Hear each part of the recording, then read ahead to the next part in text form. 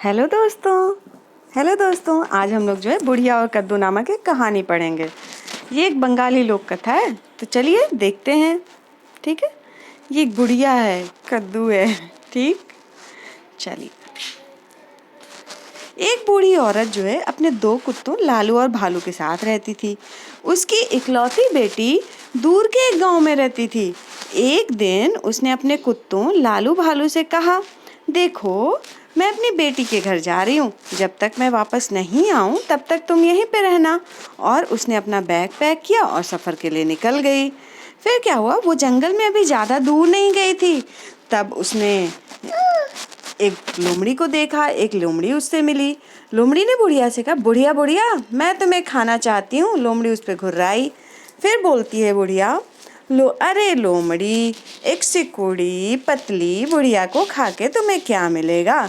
जब मैं अपनी बेटी के यहाँ से वापस लौटूंगी तब तक मैं अच्छी तरह मोटी हो जाऊंगी। बुढ़िया बुढ़िया, जब तुम लौटोगी तब मैं तुम्हें खाऊंगी। लोमड़ी ने कहा। बढ़िया। बुढ़िया ने अपना सफ़र जारी रखा। कुछ देर के बाद उसे एक बाघ मिला। बाघ बोलता है, बुढ़िया बुढ़िया, मैं तुम्हें खाना चाहता हूँ। बाघ घुराया। अरे बाघ, एक सिकुड़ी पतली बुढ़िया को खा के तुम्हें क्या मिलेगा? जब मैं अपनी बेटी के यहाँ से वापस लौटूंगी तब तक मैं अच्छी तरह मोटी हो जाऊंगी। फिर बाघ बोलता है, बुढ़िया बुढ़िया, जब तुम लौटोगी तब मैं तुम्हें खाऊंगा। बाघ ने कहा। फिर क्या हुआ, कुछ देर के बाद बूढ़ी औरत को एक शेर मिला। शेर जो है बोलता है, शेर दहाड़ा, बुढ़िया बुढ़िया, मैं तुम्हें खाना चाहता हूँ। फिर बुढ़िया कहती, अरे शेर, एक सिकुड़ी पतली बुढ़िया को खा के तुम्हें क्या मिलेगा? जब मैं अपनी बेटी के यहाँ से वापस लौटूंगी तब तक मैं अच्छी तरह मोटी हो जाऊंगी। बुढ़िया बुढ़िया, जब तुम लौटोगी तब मैं तुम्हें खा जाऊंगा। शेर ने दहाड़ लगाई। फिर जो है कुछ समय के बाद एक बूढ़ी औरत अपनी बेटी के घर पहुंची। अरे बेटी, मेरी यात्रा काफ़ी भयानक रही। पहले मैं एक लोमड़ी से मिली, फिर एक बाघ से और एक शेर से। सभी मुझे खाना चाहते थे। फिर बेटी कहती, माँ तुम चिंता मत करो, हम उसके बारे में ज़रूर कुछ सोचेंगे, लेकिन पहले तुम आराम करो और कुछ खाना खाओ। बेटी ने कहा। फिर बुढ़िया जो है अपनी बेटी के साथ 3 महीने तक रही। उस दौरान उसने इतना खाना खाया कि वो अच्छी तरह मोटी और गोल मटोल हो गई। फिर जो है जब घर वापस जाने का समय हुआ तो बुढ़िया ने अपनी बेटी से पूछा, बताओ मैं क्या करूं? जंगल में सभी जानवर मुझे खाने का इंतजार कर रहे हैं। तो फिर बेटी बोलती, देखो माँ, मेरे दिमाग में एक योजना है। और फिर वो बगीचे में गई। वहाँ उसने खेत में से एक बड़ा सा कद्दू तोड़ा। उसने कद्दू को ऊपर से काटा और उसे खोखला किया। अब जो है बेटी बोलती है, माँ तुम इस कद्दी में घुस जाओ, फिर मैं उसे धक्का दूंगी और फिर वो तुम्हें सीधा घर ले जाएगा। अलविदा माँ। अलविदा बेटी, बुढ़िया ने जवाब दिया। फिर वे एक दूसरे से गले मिले। उसके बाद बेटी ने कद्दू को ऊपर से बंद कर दिया और फिर उसने उसे जोर से एक धक्का दिया। जैसे जैसे कद्दू लुढ़का, बुढ़िया ने एक गीत गाया, चल मेरे कद्दू ठुमक ठम, घर पहुँच और फिर ले दम। जैसे जैसे कद्दू लुढ़का, बुढ़िया ने एक गीत गाया, चल मेरे कद्दू ठुमक ठम, घर पहुँच और फिर ले दम।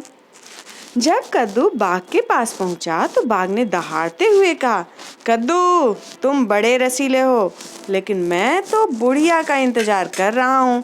फिर बाघ ने कद्दू को एक और धक्का दे दिया। जैसे जैसे कद्दू लुढ़का, बुढ़िया ने एक गीत गाया, चल मेरे कद्दू ठुमक ठम, घर पहुँच और फिर ले दम।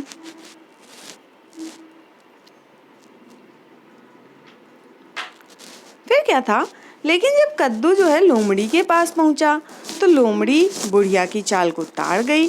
कद्दू तुम बड़े और रसीले हो, लेकिन मुझे पता है तुम्हारे अंदर बुढ़िया छिपी है। फिर जो है लोमड़ी कद्दू पर उछली और उसने उसके 2 टुकड़े कर दिए। अंदर उसे बुढ़िया मिली। बुढ़िया बुढ़िया, अब मैं तुम्हें खाने जा रही हूँ, लोमड़ी चिल्लाई। फिर जो है, अरे लोमड़ी तुम मुझे ज़रूर खाओ, पर उससे पहले मुझे अपना घर एक बार से देख लेने दो। बुढ़िया ने हाथ जोड़ करके विनती की, बुढ़िया बुढ़िया, मैं तुम्हें घर जरूर देखने दूंगी, लोमड़ी ने कहा। फिर जो है जब वे बुढ़िया के घर पहुँचे तो बुढ़िया जोर से चिल्लाई, लालू भालू मुझे बचाओ मुझे बचाओ। बुढ़िया ने दोनों बड़े कुत्ते जो है दौड़े दौड़े आए और उन्होंने लोमड़ी का पीछा किया। लोमड़ी जंगल में तेजी से भागी और फिर कभी दिखाई नहीं दी। अब अंत में लोमड़ी रुकी तो उसने कहा, बुढ़िया बुढ़िया तुम मुझसे ज़्यादा चालाक निकली। अब मेरे पास तो खाने के लिए सिर्फ कद्दू बचा है। उसके बाद लोमड़ी ने बुढ़िया को दोबारा कभी परेशान नहीं किया। तो दोस्तों, क्या सीख मिली? चालाकी से काम निकालते हैं। तो आज के लिए बस यही कहानी। फिर मिलते हैं एक दूसरी नई कहानी के साथ। Thanks for watching. Bye bye.